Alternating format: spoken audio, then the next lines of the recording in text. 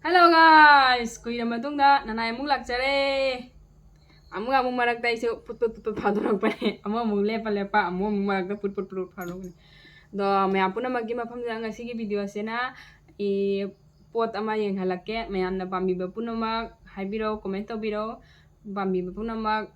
gano tawbi yengbiu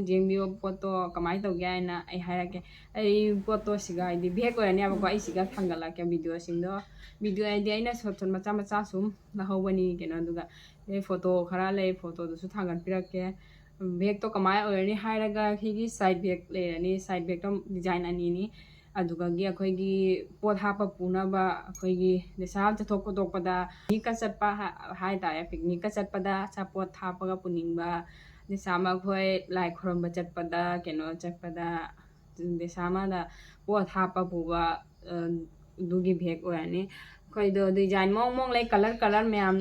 choose tawba yani mayam yame do ai mayam punamakta inghalake siga photo do thangat pirake mayamna pamiba punamak haibiro DM twbiro do price tu mayam DM twbiro sum haibirake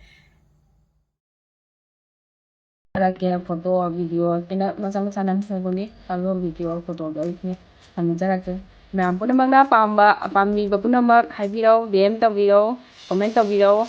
share twbiro mayam pambado haibiro ano price to sum hairake apa mamido color su choice tawba dani achouba ide ja 10 by 10 mana adugagi ama ataina direct tang pipa mana side he ko yani ado ai jengala ke siga photo siga thangalake ado yam punamak